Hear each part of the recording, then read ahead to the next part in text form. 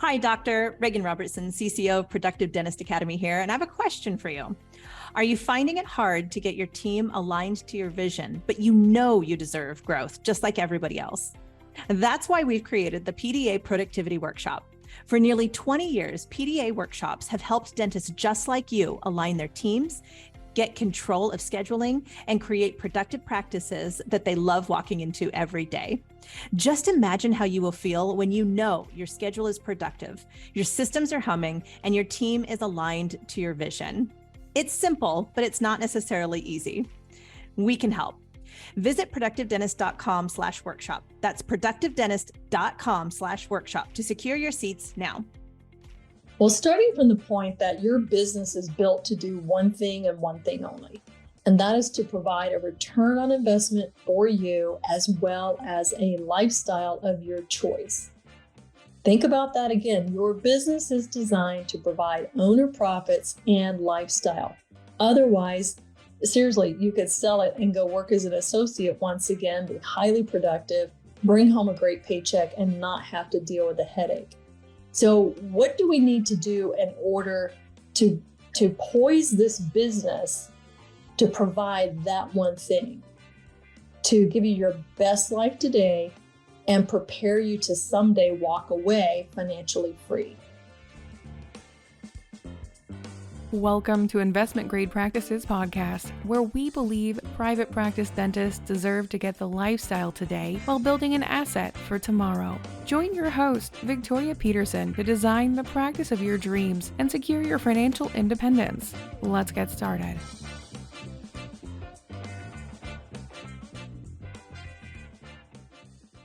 Continuing with our 4 quadrants of building an investment grade practice, today we're going to focus on asset building. It is the second quadrant in your plan. So last episode, we worked on building a cultural North Star. This tells you where you're going and why. Actually, it tells you why you're going in that direction. Today, we're going to talk about where you're going.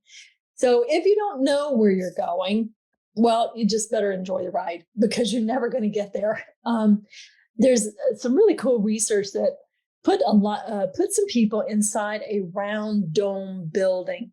It had no corners, no doors, no markers, and they asked them to walk in a straight line, and it became physically impossible to do so. So without a focal point, I suspect that entrepreneurs with no end game kind of mirror this in their head. These mental circular loops of, should I buy the building? Should I keep renting? Or should I just expand my space? Should I hire an associate, get a partner, sell my practice today and work for somebody else? That kind of mental loop can go on and on and on, and it'll drive you seriously crazy as an entrepreneur because we're also high idea generators. So how do we put a stake in the ground? Well, starting from the point that your business is built to do one thing and one thing only, and that is to provide a return on investment for you as well as a lifestyle of your choice. Think about that again. Your business is designed to provide owner profits and lifestyle. Otherwise, seriously, you could sell it and go work as an associate once again, be highly productive, bring home a great paycheck, and not have to deal with a headache. So what do we need to do in order to poise this business to provide that one thing, to give you your best life today and prepare you to someday walk away financially free? And to understand this question, actually, it's really simple. All you have to do is honestly answer one question. What is your annual personal spending needs? Now, forget about the business debt and all the rest, not business debt. Personally, what do you and your family need to live well? Don't skip, write it all down. The mortgage, the insurances, the taxes, the daycare, the college funding, the private schools, the 3 vacations a year, your closet of designer clothes, whatever it is. How much are you really spending each and every month? Is it $10,000? 15? Do I hear 20, 25? Is it 30? Once you know this number, and I know this can be scary, particularly if you come home and you're exhausted, you're working your fanny off, the last thing you want to do is sit down with a checkbook or a budget and start looking at numbers. We often shy away from numbers in dentistry, and without looking at it, though, you build up this false fear. So take an honest look. Let's take an example of $15,000 a month. Pretty moderate living for a dentist, and your average spending is $180,000. What would it be like? Remember, we're in the section of building assets here. What would it be like to build up enough assets so that you got a check for $15,000 a month every month for the next 30 years without picking up a handpiece? Now, that might sound crazy to some of you, but this is exactly what I've been helping doctors do for the last 30 years. This is proven. I have helped more doctors become financially free than I can even count. They don't necessarily retire. What happens is they hit that number and they continue to work because it's fun, because it's enjoyable, because the pressure's off. So here's the quick math, and I will put this table in the show notes for you as well. If you needed $15,000 a month, $180,000 a year in spending, then you would need to accumulate $5.4 million in assets. If your current monthly spending is $25,000, then you need $300,000 a year in investment income. So you would need to accumulate $9 million. Now, there is this piece where you can accelerate your debt reduction, right? Your mortgage goes away. Certainly you want to get rid of all your credit card debt and things like that. But even with that said, I would still target these types of numbers, because here's my experience. I paid my house off. What did I do? I bought a vacation home. When I got that one paid off, what did I do? I bought an investment property. Things just tend to go in patterns. What you like, you love, and you keep doing it. So the spending patterns that I had in my 40s are still the spending patterns I have in my 60s. And they haven't varied that much, even though my economics went up. We do have this pattern comfort level. So I would just use the table that we're going to put in the show notes. Find your number. What this does is it gives you power to plan. Most of us set our annual business growth goals by saying, I did 1.2 million this year. Therefore, next year, I don't know, let's grow to 1.3 million. There's no rhyme. There's no reason. The answer is simply more. I want to do more next year than I did last year. And when we look at our P&Ls and our year over year, we go, yay, we did more. But will more get you to where you want to go? And the answer oftentimes is no. In fact, 95% of dentists cannot retire and maintain their lifestyle. And I venture to say it's because 95% have this I need more type goal setting. So you want to figure out first and foremost, what is my need and what is my long-term asset build? Then you can go in and start thinking about what is the value of my practice. And we cover that in a lot of episodes here. What is really affecting your multiple, your EBITDA, things like that.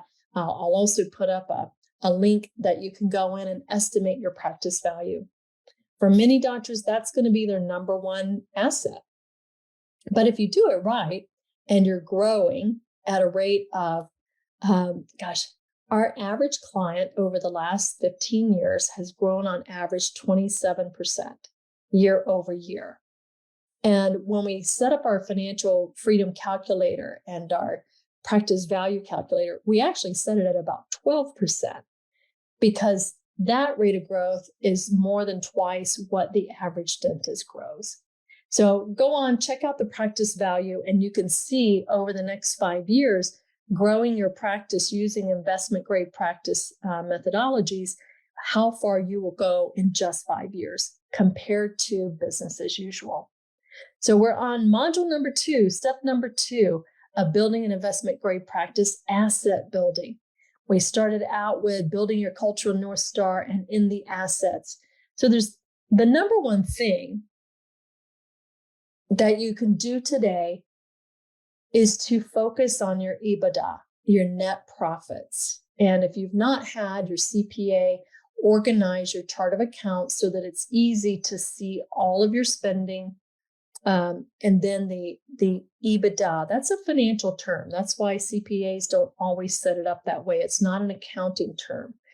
If you have a chart of accounts and you look at it and you look at your profit and loss, and the first thing at the top is advertising, and the second one is amortization, and then automobile, you know that it's organized alphabetically. That may be functional for tax purposes and what your CPA is doing, but it's not a functioning management document. So if you want, you can send me your P&L. I'll take a look at it and I'll let you know, are you set up to manage your practice towards building value based on assets? We want to grow your practice assets. And the biggest asset for practice valuation is net cash flow, EBITDA. And setting up your P&Ls on a great basis will help you month to month to know what's happening. So that's where we're at. With 15% EBITDA, meaning you've got a $1.5 million practice, and after your salary, you still have $300,000 in profit, then you are investment grade. That's the minimum definition. You have 15% in net profits. If you're 20%, man, is that good. You are going to get a higher multiple than if you had 15. And if you're at 22% or above, you are a unicorn and you will get top dollar in your EBITDA. So if you're sitting there going through your desk and you've got an unsolicited offer from a DSO saying, hey, I want to buy your practice, do not respond to that until you know for sure what your practice is truly worth. And if you'd like a free practice valuation, just hit me up at victoria@productivedentist.com. We'll get you hooked up so that you understand what your practice is really worth today. The extra cash along the way helps you buy the building, helps you pay down debt. It gives you the leeway to offer in-house patient financing where you can charge interest and start monetizing your accounts receivables. It becomes an asset rather than a liability. Maybe you want to open a lab within your practice. Maybe you want to open an assisting school. All of these new assets can be created from the profits along the way. So I'm not saying that on that 1.5 million, you have 300,000 in profits. You don't ever spend it. Of course you do. You're going to take that money though and let it continue to make money for you rather than spending it on cars, clothes, and jewelry. Let's put it to work in asset building ways. That's our tip for today on building an investment grade practice is think about asset building. Is my practice itself set up as a great asset? Am I taking the profits from that asset to invest in other assets, stocks, bonds, real estate, other businesses, so that when I'm ready to hang up the handpiece, I know what my financial freedom number is, that number where my money will last 30 years, month after month after month, without me picking up the handpiece. And what are the assets I'm going to build to help me get there? Thanks for joining me. I look forward to chatting with you again next week. Thank you for tuning in to this episode of Investment Grade Practices Podcast. If you find value in this episode, help us spread the word by passing it along to a dental friend, subscribe, and give us a like on iTunes or Spotify. Learn more about building your investment grade practice at productivedentist.com today.